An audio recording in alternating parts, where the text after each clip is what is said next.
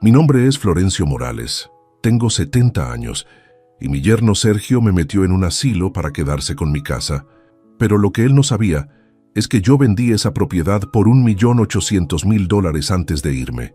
Y ahora tengo el poder de cambiar su vida para siempre. Imagínense la situación. Durante 5 años creí que vivía con mi hija Patricia y su familia porque me querían cerca, pero descubrí que todo era parte de un plan para quedarse con mi propiedad sin pagar un centavo. Era un viernes por la mañana cuando Patricia llegó a mi cuarto con una cara que nunca le había visto. Llevaba una carpeta en las manos y esa sonrisa nerviosa que ponía cuando era chica y había roto algo. «Papá, tenemos que hablar de algo importante», me dijo sentándose en la silla donde yo leía el diario todas las tardes. «¿Qué pasa, hija?», le pregunté, aunque algo en su actitud me hizo sospechar que no eran buenas noticias. «Papá, Sergio y yo hemos estado pensando mucho sobre tu situación. Vos ya tenés 70 años. Necesitas más cuidados, más atención médica. Nosotros trabajamos todo el día y no podemos darte la atención que mereces». Ahí empezó todo. Patricia abrió la carpeta y me mostró folletos de asilos geriátricos. No los llamaba asilos, claro. Los llamaba residencias para adultos mayores, hogares especializados, centros de cuidado integral. Pero yo sabía muy bien qué eran esos lugares, depósitos de viejos donde las familias mandan a los padres cuando ya no los quieren en casa. «Mira, papá, este lugar está muy lindo. Tienen enfermeras las 24 horas, actividades recreativas, fisioterapia, comida especializada para tu edad. Vas a estar mucho mejor que acá». Patricia hablaba rápido, como si quisiera convencerme antes de que yo pudiera procesar completamente lo que me estaba diciendo. «¿Y ustedes qué van a hacer con esta casa?», le pregunté, aunque ya intuía la respuesta. «Bueno, papá, nosotros nos vamos a quedar acá. Los chicos ya están acostumbrados, el colegio les queda cerca, Sergio tiene su taller en el fondo. Sería muy complicado mudarnos ahora». Ahí entendí todo. Mi propia hija y mi yerno habían planificado sacarme de mi casa para quedársela a ellos. Pero había algo que Patricia no sabía, algo que ninguno en mi familia sabía, y que iba a cambiar todo el rumbo de esta historia. Para que entiendas bien cómo llegué hasta acá, tengo que contarte sobre mi vida antes de que esto pasara. Yo había trabajado durante 45 años como supervisor en una fábrica textil en el barrio de San Telmo. Empecé como operario cuando tenía apenas 20 años, recién casado con Carmen, que en paz descanse. Carmen había sido el amor de mi vida. Nos conocimos en una fiesta del barrio cuando ella tenía 18 años y yo 22. Era maestra de escuela primaria, una mujer inteligente y dulce que me enamoró desde el primer momento. Nos casamos después de 3 años de noviazgo en una ceremonia pequeña pero llena de amor en la iglesia del barrio.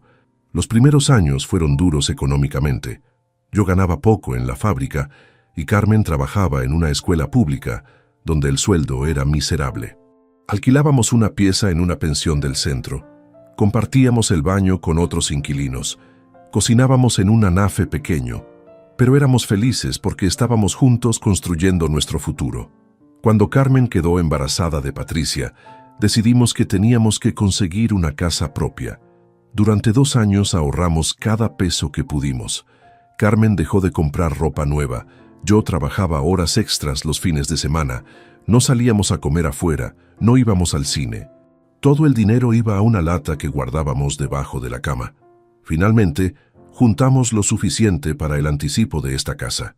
Era una propiedad modesta, en un barrio que en esa época estaba lejos de todo, pero tenía lo que necesitábamos: 3 dormitorios, patio para que los chicos jugaran y sobre todo era nuestra. Carmen lloraba de emoción el día que firmamos los papeles. Patricia nació en esta casa, en nuestro dormitorio, porque no llegamos al hospital a tiempo. Carmen tuvo un parto rápido y yo tuve que ayudar como pude hasta que llegó el médico. «Esta nena va a ser especial», me dijo Carmen mientras sostenía a nuestra hija recién nacida. Nació en su propia casa, en su propio hogar. Los años que siguieron fueron los más felices de mi vida. Patricia crecía sana y hermosa. Carmen era una madre maravillosa. Yo fui ascendiendo en la fábrica hasta llegar a supervisor. Los domingos hacíamos asados en el patio. Los veranos íbamos a Mar del Plata por una semana. Los inviernos nos juntábamos alrededor de la mesa a jugar cartas mientras Patricia hacía los deberes. Cuando Patricia cumplió 15 años, le hicimos una fiesta en el patio de casa. Invitamos a todos los parientes, a los vecinos, a sus compañeras del colegio. Carmen le había cosido un vestido celeste que le quedaba hermoso. Yo contraté una banda de música. Armamos una mesa larguísima con comida para todos. Fue una de las noches más lindas que recuerdo. «Florencio», me dijo Carmen esa noche, mientras limpiábamos después de la fiesta, «somos gente de suerte. Tenemos una hija hermosa, una casa propia, trabajo estable. ¿Qué más se puede pedir?». Tenía razón. En ese momento éramos una familia próspera y feliz. Patricia estudió para maestra como su madre. Le pagamos una carrera en un instituto privado porque queríamos que tuviera las mejores oportunidades. Cuando se recibió, hicimos otra fiesta en casa. Yo estaba tan orgulloso de mi hija que no cabía en mi piel. 2 maestras en la familia, le decía a todos los vecinos. Conoció a Sergio cuando tenía 25 años. Él trabajaba como mecánico en un taller del barrio y parecía un buen muchacho. Venía a almorzar los domingos, ayudaba a Carmen en la cocina, jugaba al fútbol conmigo en el patio. Al principio me cayó bien. Parecía trabajador y respetuoso. Se casaron después de 2 años de noviazgo. La ceremonia fue acá en casa, en el mismo patio donde habíamos celebrado los 15 de Patricia. Carmen se encargó de todos los preparativos. Yo pagué la comida y la música. Era lo mínimo que podía hacer por mi única hija. Los primeros años del matrimonio de Patricia fueron buenos. Vivían en un departamento pequeño cerca de acá. Venían a visitarnos seguido. Compartíamos los feriados y cumpleaños. Cuando nacieron mis nietos, Martín y después Sofía, esta casa se llenó de alegría otra vez. Carmen estaba feliz siendo abuela. Pero todo cambió cuando Carmen enfermó. Empezó con dolores de cabeza que creíamos que eran estrés del trabajo. Después vinieron los mareos, la falta de memoria, las caídas inexplicables. Los médicos tardaron meses en diagnosticar que tenía un tumor cerebral. Los últimos 2 años de vida de Carmen fueron terribles. La quimioterapia la dejó muy débil, perdió el pelo, bajó mucho de peso. Yo tuve que pedir licencia en la fábrica para cuidarla las 24 horas. Patricia me ayudaba cuando podía, pero tenía sus hijos pequeños y su trabajo. Carmen murió un martes por la mañana de invierno. Estaba dormida y simplemente dejó de respirar. Yo estaba sentado al lado de su cama, leyéndole el diario como hacía todas las mañanas. Cuando me di cuenta de que ya no estaba, sentí que se me terminaba el mundo. El funeral fue en la misma iglesia donde nos habíamos casado 40 años antes. Vino todo el barrio, todos los compañeros de la fábrica, todas las maestras de la escuela donde había trabajado Carmen. Pero yo no podía parar de llorar. No entendía cómo iba a seguir viviendo sin ella. Después del entierro, esta casa se convirtió en un museo silencioso. Cada objeto me recordaba a Carmen. Su taza favorita en la alacena, su sillón en el living, su perfume que todavía estaba en el tocador. No podía dormir en nuestra cama, así que me mudé al cuarto de huéspedes. Patricia venía a visitarme todos los días. Me traía comida porque yo no tenía ganas de cocinar. Me acompañaba a hacer los trámites del seguro de vida. Me ayudaba a ordenar las cosas de Carmen. Papá me decía, no podés seguir así. Mamá no hubiera querido verte sufrir tanto. 6 meses después del funeral, Patricia me hizo la propuesta de irme a vivir con ella. Papá, esta casa es muy grande para vos solo. Vení a casa, va a ser más fácil para todos. En ese momento pensé que era una buena idea. La soledad me estaba matando y creí que estar con mi familia me iba a hacer bien. Al principio, mudarme con Patricia y su familia parecía la solución perfecta. Me dieron el cuarto de huéspedes, que era cómodo y tenía buena luz. Los chicos, Martín y Sofía, estaban contentos de tener al abuelo viviendo con ellos. Patricia me incluía en todas las comidas familiares y Sergio se mostraba amable y respetuoso. Pero los primeros meses en casa de Patricia fueron reveladores de una manera que no esperaba. Al principio, todo parecía normal. Me dieron el cuarto de huéspedes. Me incluían en las comidas familiares. Los chicos se alegraban de tener al abuelo viviendo con ellos. Pero de a poco empecé a notar cosas que me inquietaban. Sergio había empezado a mostrar un interés muy particular por mi casa desde el momento en que llegué. «Florencio», me decía durante los desayunos, «esa casa suya está muy grande para una sola persona. ¿No pensó nunca en venderla?» Al principio pensé que era simple curiosidad, pero el tema volvía una y otra vez. «Pero fíjese que el barrio cambió mucho», insistía Sergio cada vez que podía. «Con la estación de subte nueva, esas propiedades deben valer una fortuna ahora. Podría vender y con esa plata asegurarse una vejez muy cómoda». Siempre que tocaba el tema, yo cambiaba de conversación. No me gustaba hablar de plata con mi yerno. También empecé a notar comentarios sutiles sobre mi edad y mi salud. «Florencio, a su edad hay que tener cuidado con las escaleras», me decía Sergio cuando yo subía a mi cuarto. «A mi tío le pasó algo terrible. Se cayó en su casa y estuvo tirado en el piso por horas hasta que alguien lo encontró». Patricia se sumaba a estos comentarios. «Papá, vos ya no estás para vivir solo. ¿Qué pasa si te sentís mal en la madrugada y no hay nadie para ayudarte?»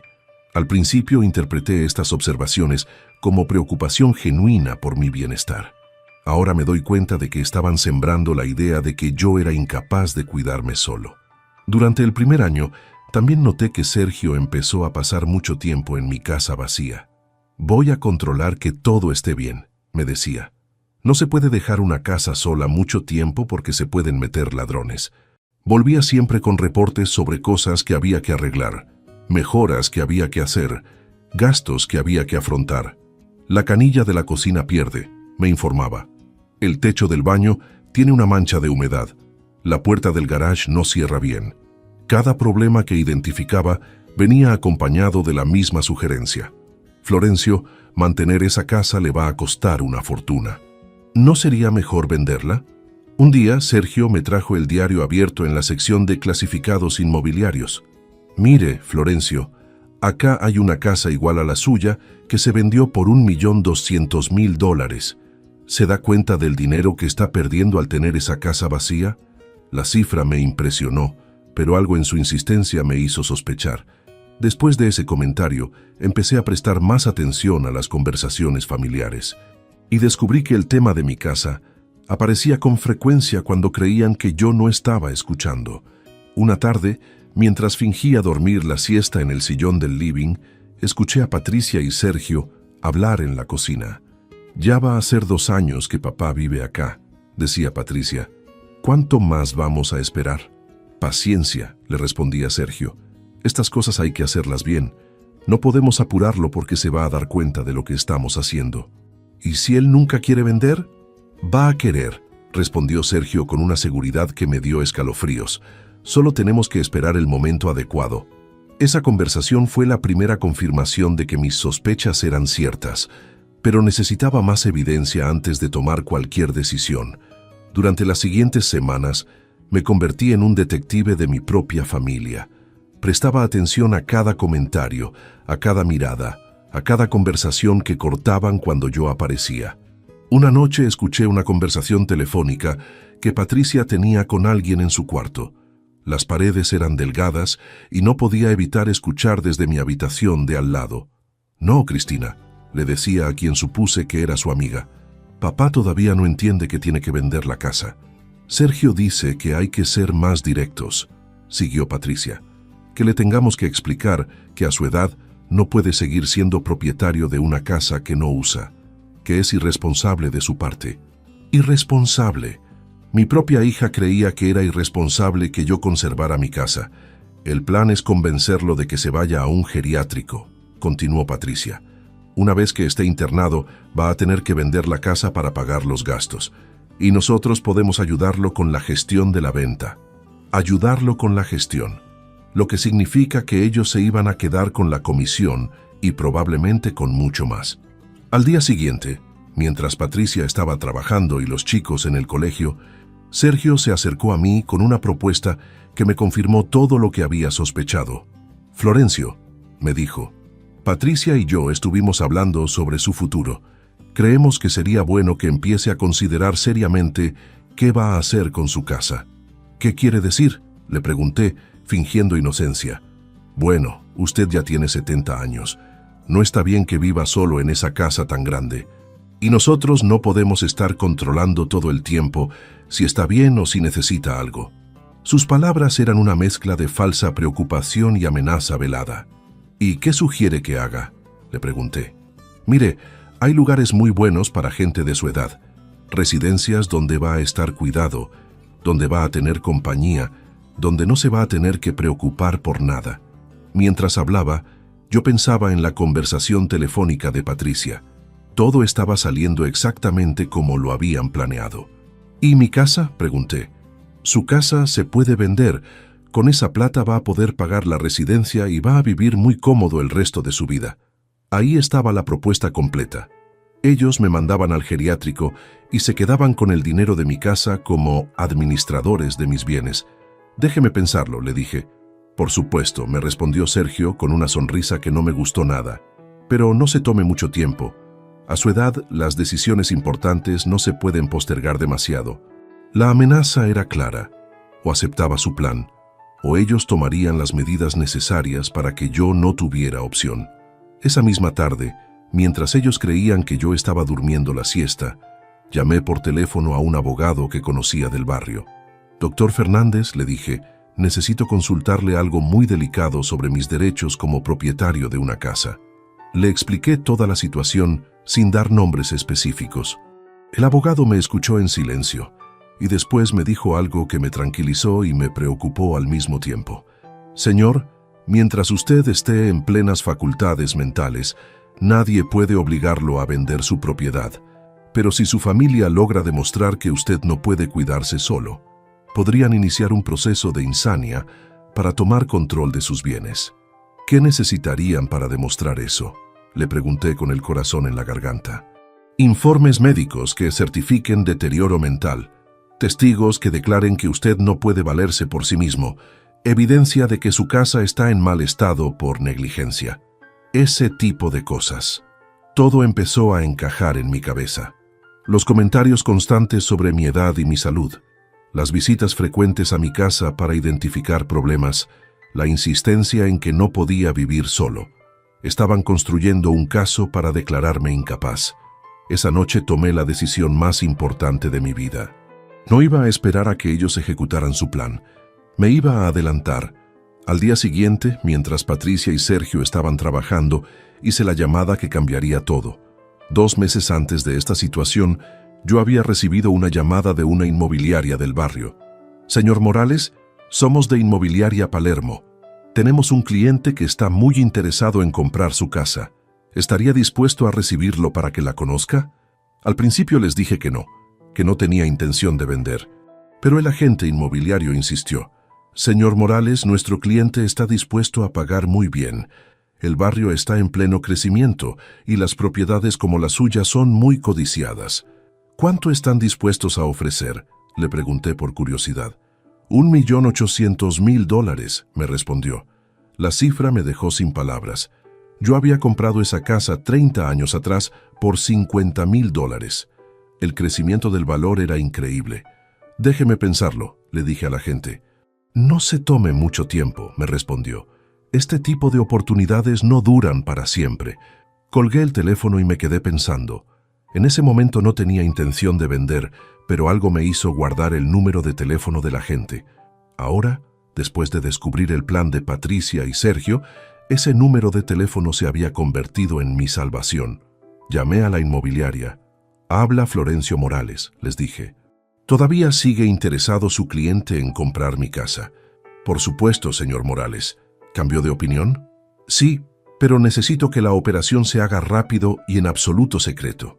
El agente me explicó que podían hacer toda la operación en una semana si yo estaba dispuesto a firmar todos los papeles sin demoras.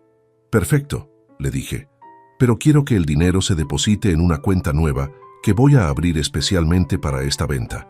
Durante los siguientes días, fui preparando todo en el mayor secreto posible.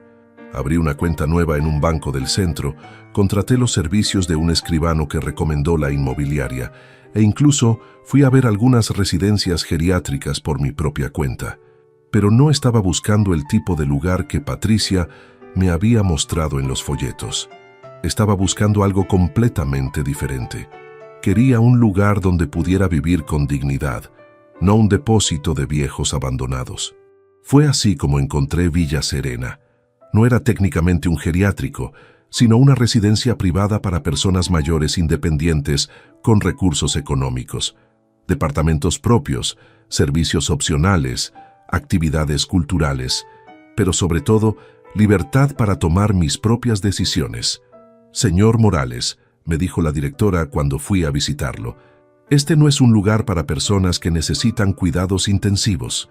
Es para personas que eligen vivir en comunidad, pero manteniendo su autonomía. Era exactamente lo que estaba buscando. Villa Serena se llamaba el lugar. Cuando fui a visitarlo, no podía creer lo que estaba viendo. No era para nada lo que yo imaginaba cuando escuchaba la palabra geriátrico.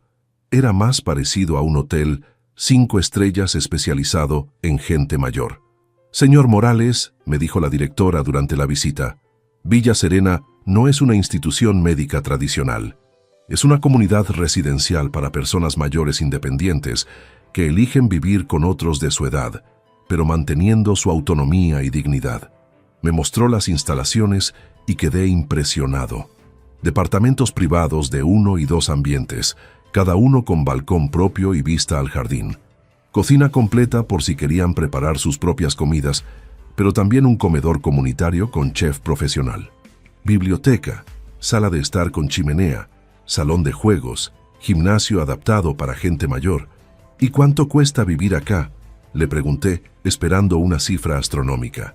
El departamento de un ambiente cuesta $500 mensuales, todo incluido, me respondió.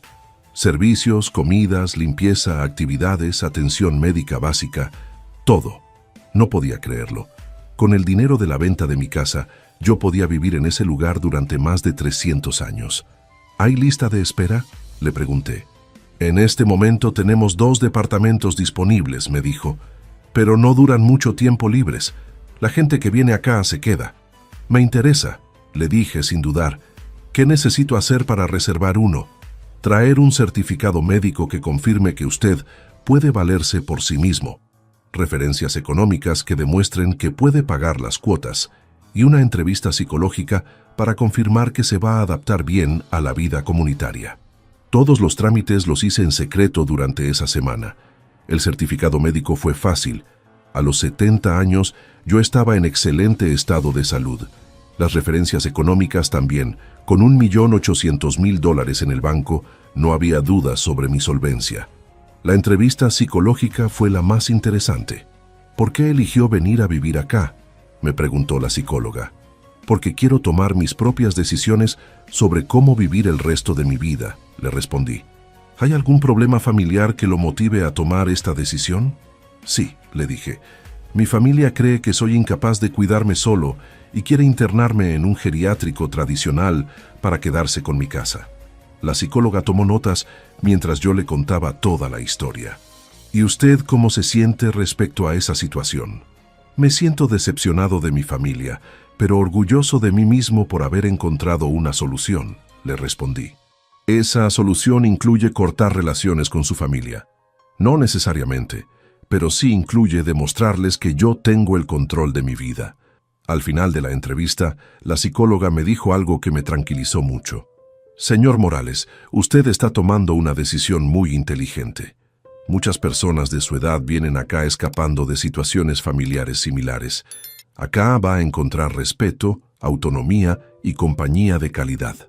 El miércoles de esa semana recibí al comprador en mi casa. Era un matrimonio joven con 2 hijos que buscaba una casa en el barrio para su familia.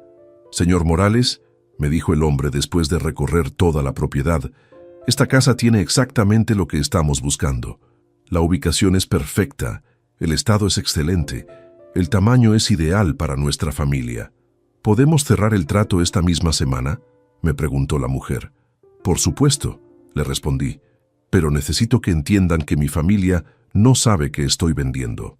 Es una decisión personal que he tomado y prefiero comunicárselos después de que todo esté firmado. El matrimonio sonrió comprensivamente. Entendemos perfectamente, me dijo el hombre. Las decisiones familiares pueden ser complicadas.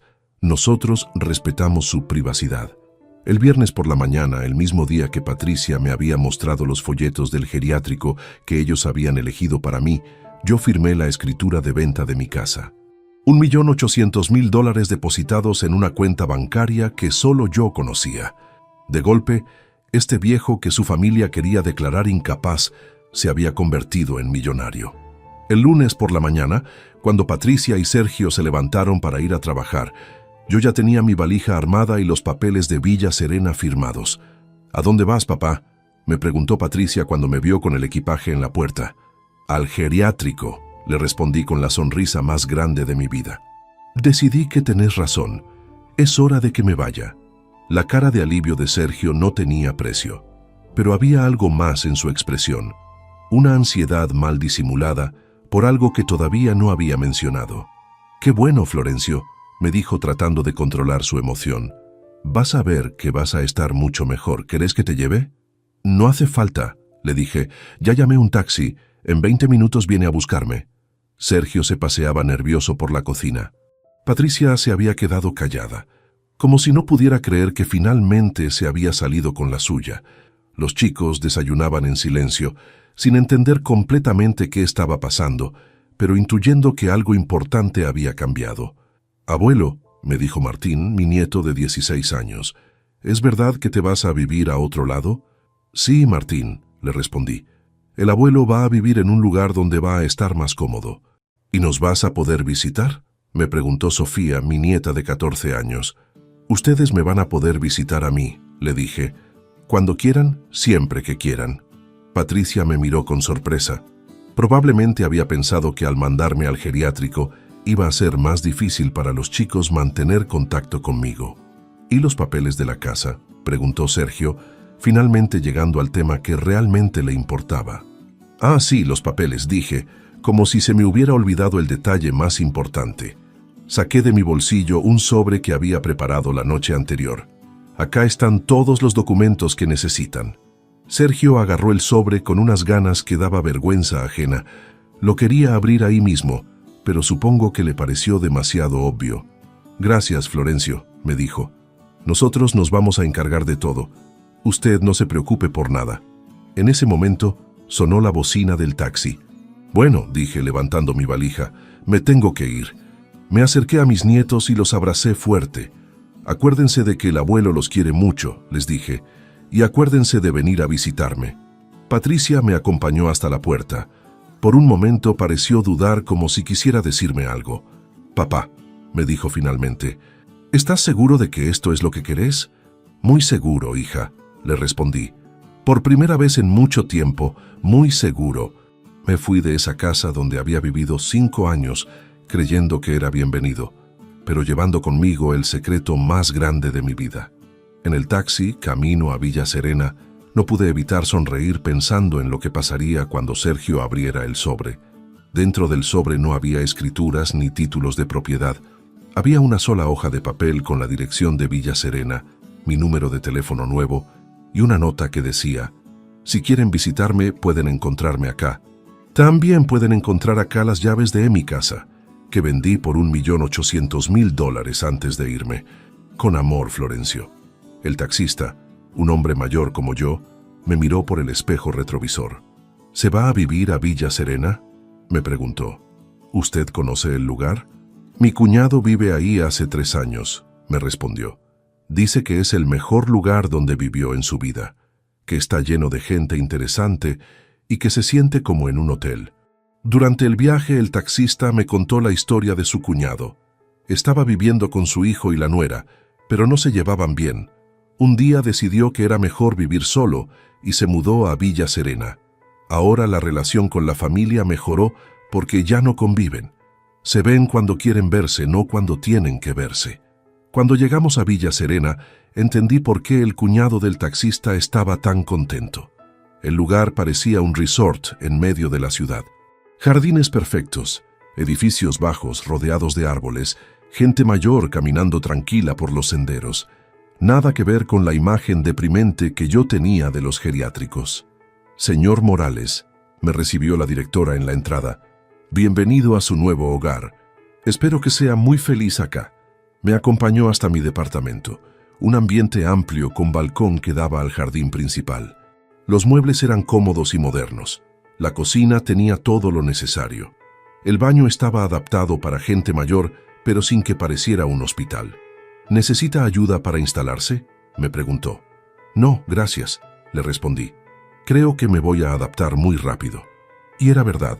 Por primera vez en años me sentía en un lugar donde pertenecía, donde era valorado por quien era, no tolerado por obligación.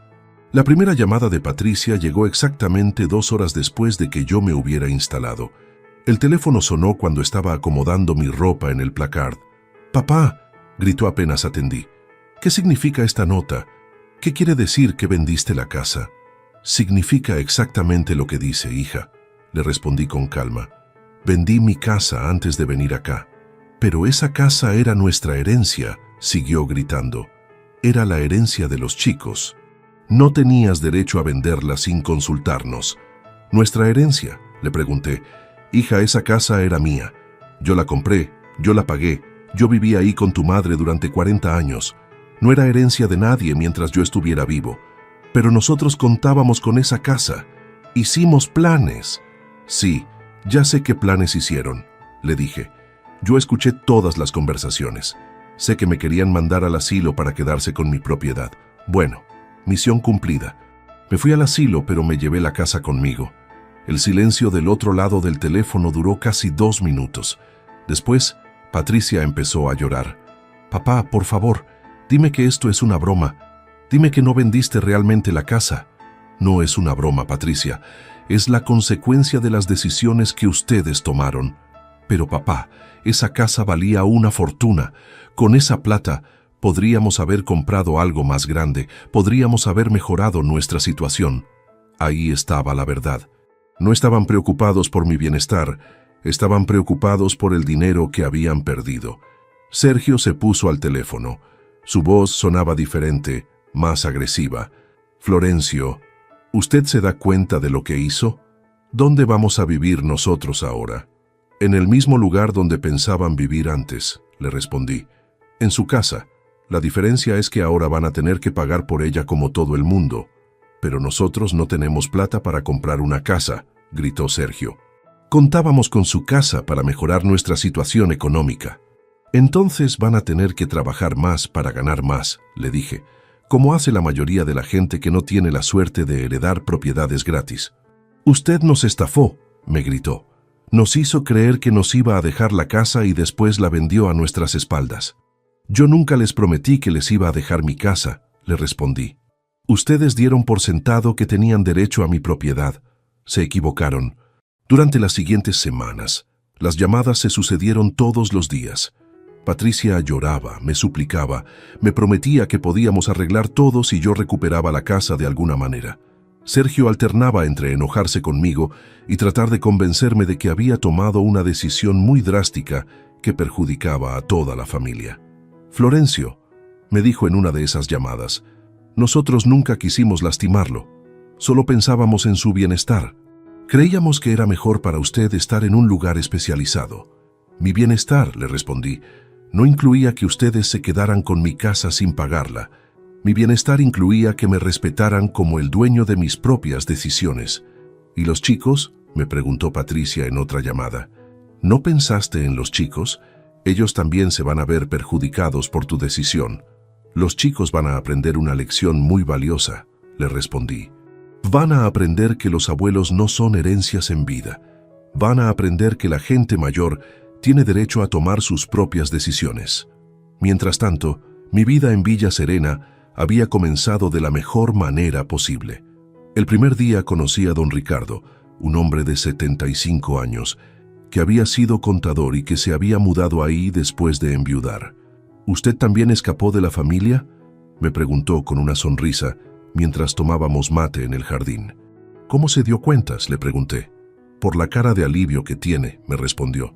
«Es la misma cara que tuve yo cuando llegué acá, la cara de alguien que finalmente puede respirar tranquilo».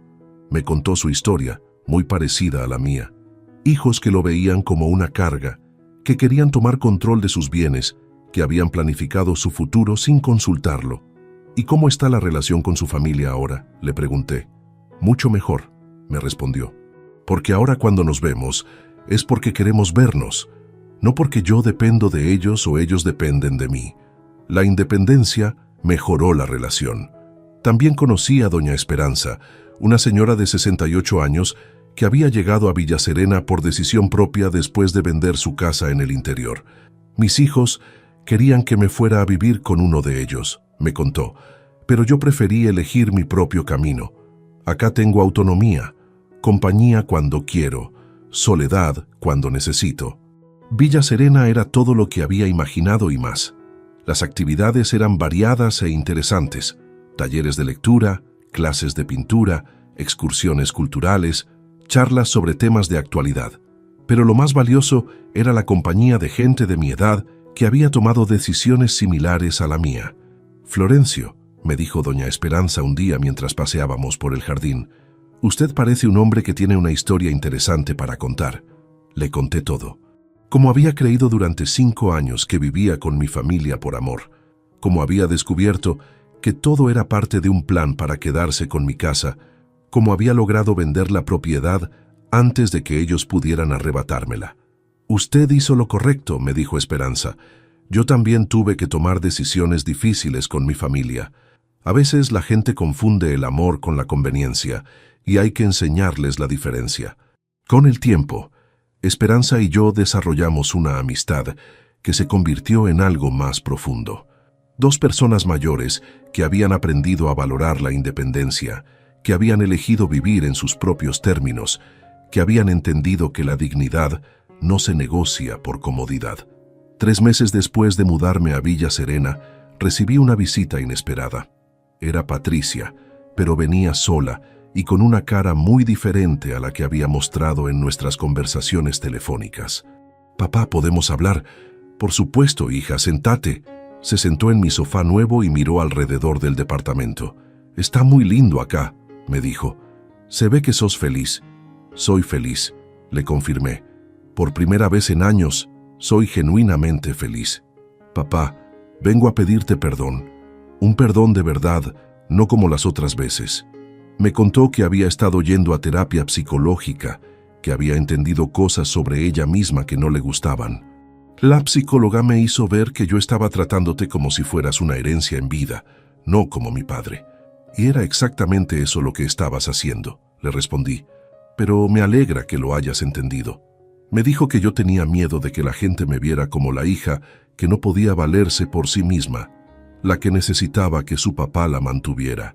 Entonces decidí demostrar que yo podía tomar decisiones sobre tu vida, aunque eso significara lastimarte. La escuché sin interrumpir. También me dijo que probablemente vos habías vendido la casa porque, subconscientemente, sabías que algún día ibas a necesitar defenderte de nosotros. Y tenía razón. Se puso a llorar, pero eran lágrimas diferentes. Lágrimas de comprensión, no de manipulación. «Patricia», le dije, «te agradezco que hayas venido a decirme esto, pero quiero que sepas que yo no me fui solo por el plan del geriátrico. Me fui porque descubrí que ustedes no me veían como un padre y abuelo, me veían como una propiedad que administrar. ¿Hay alguna forma de arreglar esto?», me preguntó. «Sí», le respondí, «pero no volviendo atrás. No me voy a mudar otra vez, pero podemos arreglar nuestra relación construyendo una nueva, basada en respeto mutuo». Le propuse algo que había estado pensando durante meses. Yo voy a seguir ayudando con algunos gastos de los chicos, la cuota del colegio, la obra social, esas cosas. Pero como regalo de un abuelo que quiere a sus nietos, no como obligación de un hombre que paga por tener derecho a existir. «¿Y conmigo?», me preguntó.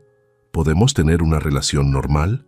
¿Podemos intentar construir una relación de adulto a adulto?», le respondí. «Yo soy tu padre, pero ya no soy el hombre que necesita que lo cuiden, y vos sos mi hija, pero ya no sos la nena que puede decidir sobre mi vida». Esa conversación marcó el comienzo de una nueva etapa en nuestra relación. Patricia empezó a visitarme regularmente, pero como visita, no como administradora de mi vida. Me contaba sus problemas, me pedía consejos, pero respetaba mis decisiones y mi independencia. También cambió la situación en su casa. Tuvieron que mudarse a un departamento más chico y económico, Sergio tuvo que buscar trabajos extras para compensar la pérdida del dinero que esperaban de mi casa. Los chicos tuvieron que adaptarse a una situación económica más ajustada. Fue duro al principio, me confesó Patricia en una visita, pero nos hizo bien, nos hizo valorar lo que realmente importa. Los chicos aprendieron que la plata no crece en los árboles, y Sergio entendió que no se puede vivir esperando herencias. Mis nietos empezaron a visitarme los fines de semana. Al principio estaban un poco resentidos, sin entender completamente por qué el abuelo había vendido su casa, pero de a poco fueron comprendiendo la situación. «Abuelo», me dijo Martín durante una de esas visitas, «mamá nos explicó que ustedes pensaban que podían decidir sobre tu vida sin preguntarte. ¿Es verdad?» «Es verdad, Martín», le respondí. «Y está bien que lo sepas, para que aprendas que nadie tiene derecho a tomar decisiones por otro, ni siquiera la familia». «¿Y vos estás enojado con nosotros?», me preguntó Sofía. «No, mi amor, yo no estoy enojado con ustedes. Ustedes son chicos, no tenían nada que ver con las decisiones de los grandes. Pero quiero que entiendan que el abuelo tenía derecho a elegir dónde y cómo vivir. Un año después de mudarme a Villa Serena, decidí hacer algo que nunca había hecho: viajar. Con parte del dinero de la venta, Esperanza y yo nos fuimos de crucero por el Caribe. 3 semanas visitando islas paradisíacas, conociendo culturas diferentes, disfrutando de la libertad de no tener que dar explicaciones a nadie. «¿Sabe qué es lo más lindo de este viaje?», le dije a Esperanza una noche, mientras cenábamos en la cubierta del barco. «Que lo estamos haciendo porque queremos, no porque alguien más decidió por nosotros o porque tenemos que demostrar algo a alguien». Cuando volvimos del viaje, encontré una carta de Sergio que había llegado durante nuestra ausencia. Era una carta muy diferente a las llamadas agresivas de los primeros meses. Era una carta de disculpas, humilde y sincera. «Florencio», decía la carta, «he tenido mucho tiempo para pensar en lo que pasó y me di cuenta de que me comporté como un codicioso. Usted tenía todo el derecho de hacer lo que quería con su casa y yo no tenía derecho a esperar nada». Siguió explicando que había entendido que habían planificado mi futuro como si yo fuera incapaz de tomar mis propias decisiones. «Ahora entiendo que lo que hicimos fue una forma de abuso hacia usted y quiero pedirle perdón de corazón». Al final de la carta, Sergio me preguntaba si podíamos empezar de nuevo, no como suegro y yerno que vivían juntos por conveniencia, sino como 2 hombres que respetaban las decisiones del otro. Le respondí con otra carta. Le dije que lo perdonaba, pero que las cosas habían cambiado para siempre. Ya no era el suegro necesitado que vivía de la caridad de su familia. Era un hombre independiente que había elegido su propio camino. «Si querés tener una relación conmigo», le escribí, «va a tener que ser una relación entre adultos que se respetan mutuamente. Yo ya no voy a vivir para cumplir las expectativas de otros, y espero que vos tampoco vivas esperando herencias que no te corresponden». 2 años después de mudarme a Villa Serena, Esperanza y yo decidimos casarnos. Una ceremonia pequeña en el jardín de la residencia, con algunos amigos como testigos. Patricia vino al casamiento, junto con mis nietos. Sergio también vino tímidamente, pero vino. «Papá», me dijo Patricia después de la ceremonia, «me alegra verte feliz. Te mereces ser feliz después de todo lo que pasaste». «Todos nos merecemos ser felices», le respondí, «pero hay que aprender que la felicidad no se construye sobre la desgracia de otros». Esperanza y yo habíamos decidido donar una parte importante del dinero de la venta a una fundación que ayudaba a personas mayores víctimas de maltrato familiar. «Es increíble», me había dicho el director de la fundación, «la cantidad de casos que recibimos de familias que quieren apropiarse de las propiedades de sus padres. Con otra parte del dinero, habíamos creado un fondo de becas para estudiantes que no podían pagar sus estudios. Carmen habría estado orgullosa», le dije a Esperanza una noche. Ella siempre creía en darle oportunidades a los jóvenes que se esforzaban. Ahora, 3 años después de aquella mañana, cuando Patricia me mostró los folletos del geriátrico, puedo decir que soy genuinamente feliz. Vivo donde quiero vivir, con quien quiero vivir, haciendo lo que quiero hacer. ¿Extraño algo de mi vida anterior? Extraño la ilusión de tener una familia perfecta que me cuidaba por amor. pero no extraño la realidad de ser visto como una herencia en vida. Extraño mi casa vieja con todos sus recuerdos, pero no extraño vivir sintiéndome un estorbo. Villa Serena se convirtió en mi verdadero hogar. Acá nadie me ve como una carga, nadie calcula cuánto voy a vivir, nadie planifica mi futuro sin consultarme. Acá soy Florencio Morales, no el papá rico de Patricia, ni el suegro codiciado de Sergio. El mes pasado organizamos una reunión familiar en Villa Serena para celebrar mis 73 años. Vinieron Patricia, Sergio, mis nietos, algunos primos que no veía hace años.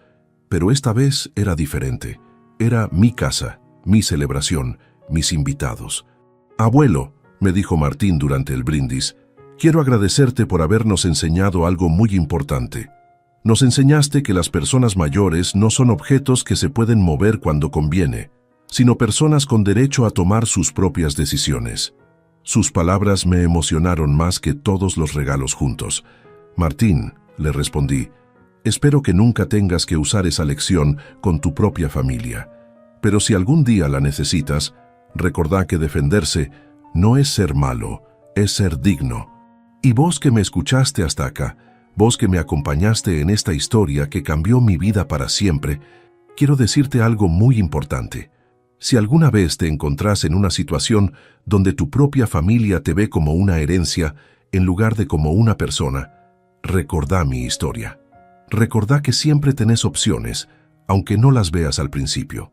Recordá que tus propiedades son tuyas hasta el día que te morís, y que nadie tiene derecho a disponer de ellas mientras vos estés vivo. Recordá que la familia verdadera te quiere por quien sos, no por lo que tenés. A veces en la vida tenés que tomar decisiones que duelen, decisiones que van a tener consecuencias irreversibles.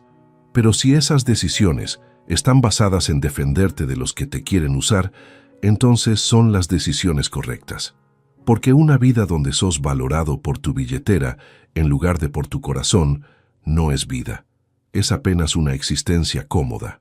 Y la comodidad sin dignidad no vale nada. Cuéntame si esta historia te sirvió para reflexionar sobre tu propia situación y decime desde qué ciudad me estás escuchando.